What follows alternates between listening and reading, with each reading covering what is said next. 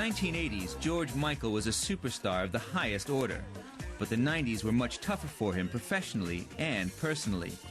In 2008, he's set to surprise his public yet again with an acting role in the new U.S. drama Eli Stone, in which each episode is named after one of his songs.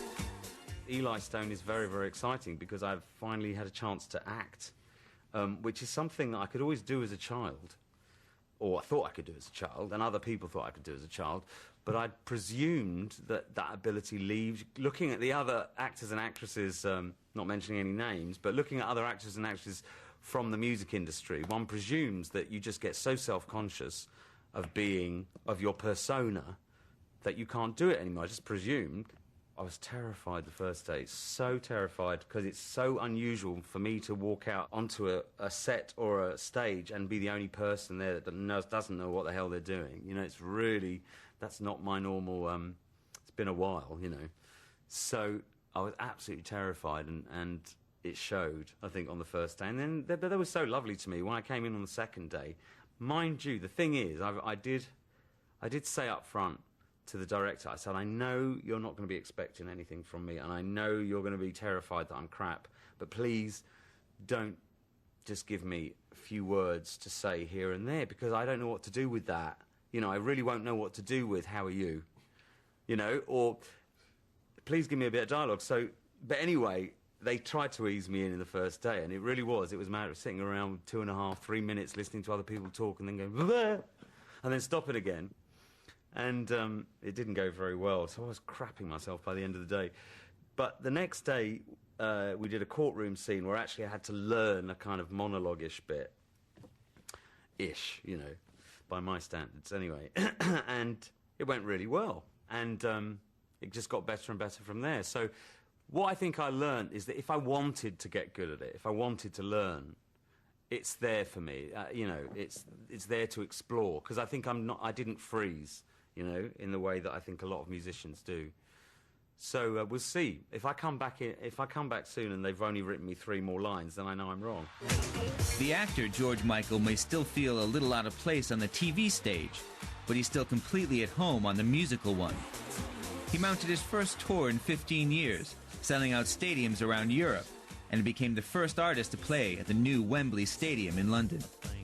It was a resounding triumph, although he was fined £130,000 for overrunning his show by 13 very expensive minutes.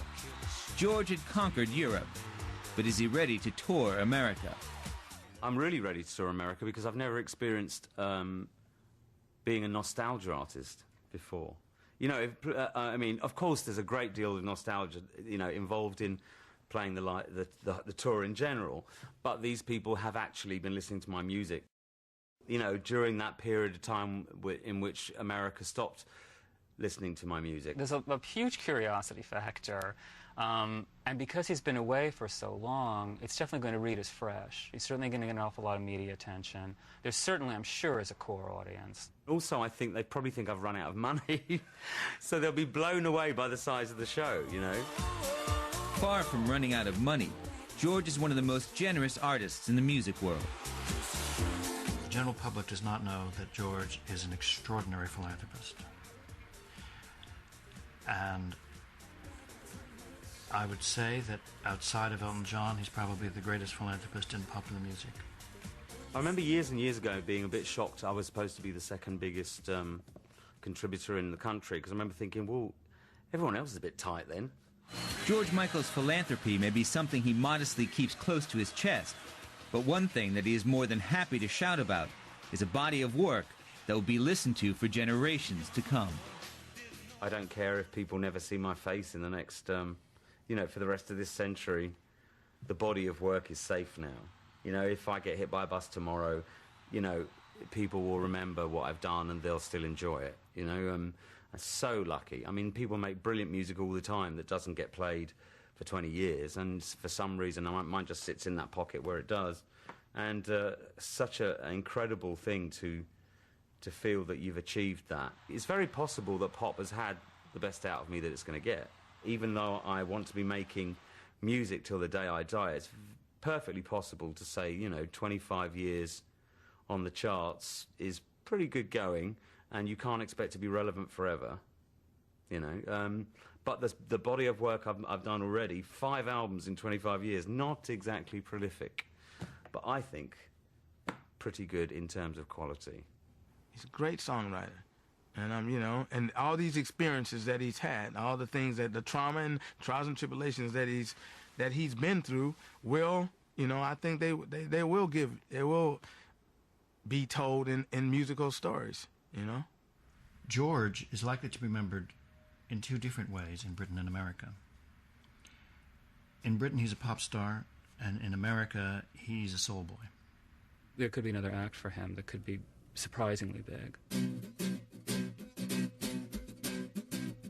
Well, I guess it would be nice if I could touch your body. I know not every... More than anything else, I hope he's happy. If I'm not, then I'm fooling myself very well, you know.